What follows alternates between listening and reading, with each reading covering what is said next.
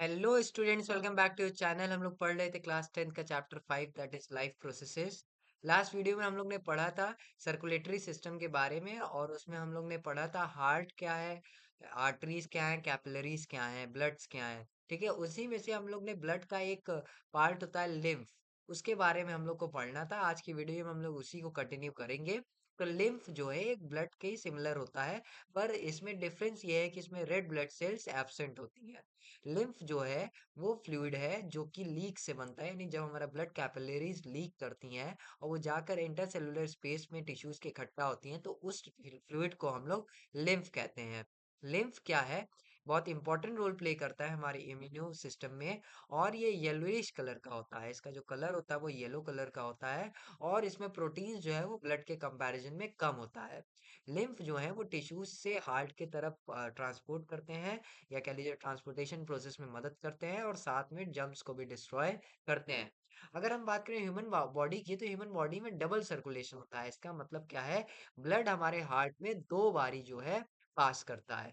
तो blood passes through the heart twice in a cardiac cycle, और इसे हम लोग डबल सर्कुलेशन कहते हैं। एक हार्ट बीट का मतलब क्या होता है, वन हार्ट बीट में हमारा जो है चारों चैम्बर्स, जो हमारे हार्ट के चारों चैम्बर्स होते हैं, उसमें कॉन्ट्रैक्शन और रिलैक्सेशन एक बार होता है। और इस पूरे साइकिल को हम लोग कार्डियक साइकिल कहते हैं। अगर हम सिंपल भाषा में समझें, तो एक कार्डियक साइकिल में चारों चैम्बर्स में कॉन्ट्रैक्शन और रिलैक्सेशन एक बार होता है, और इसे एक हार्ट बीट कहते हैं। लगभग 72 टाइम्स एक मिनट में हमारा ह्यूमन हार्ट जो है वो हार्ट बीट करता है। और अगर हम बात करें, एक साइकिल में 70 ml ब्लड हमारा जो है वो सर्कुलेट होता है।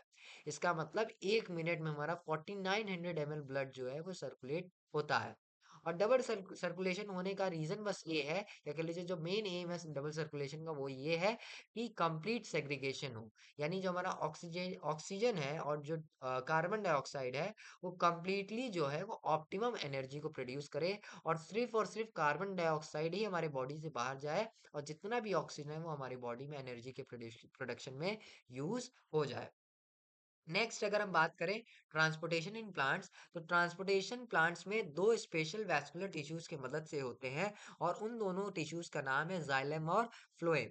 जाइलम जो है उसका काम क्या है, वाटर और मिनरल्स को अपवर्ड मूव कराना, या कह लीजिए रूट से हमारे बाकी के बॉडी पार्ट्स, प्लांट के पार्ट्स तक पहुंचाना जाइलम का काम है। और जाइलम जो है ट्रांचिट्स ट्राचिट्स जाइलम वेसल्स, जाइलम पैरेन्काइमा और जाइलम फाइबर से मिलकर बना है। आगे हम बात करें, तो जाइलम जो है वो कंटिन्यूअस ट्यूब्स में होता है, और जो प्लांट्स को रूट्स से जितने भी वाटर हैं, मिनरल्स हैं, उन्हें जो है लीव्स तक पहुंचाता है, ताकि फोटोसिंथेसिस में उसका इस्तेमाल हो सके। यानी जाइलम का फंक्शन क्या है, कैरी करना वाटर और मिनरल्स को अपने रूट से लेकर बाकी के प्लांट्स के पार्ट तक। और अगर हम दूसरे पार्ट की बात करें, दूसरे वैस्कुलर टिश्यू की बात करें, दैट इज फ्लोएम। फ्लोएम की रिस्पॉन्सिबिलिटी है फूड को ट्रांसपोर्ट करना।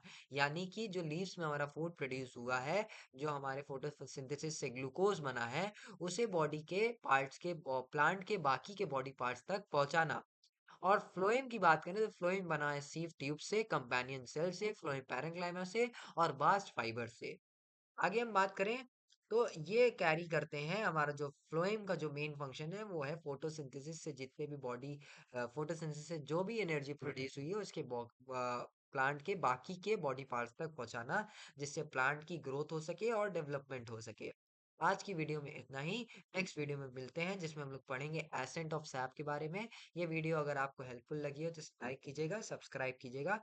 Till then keep learning. Thank you very much.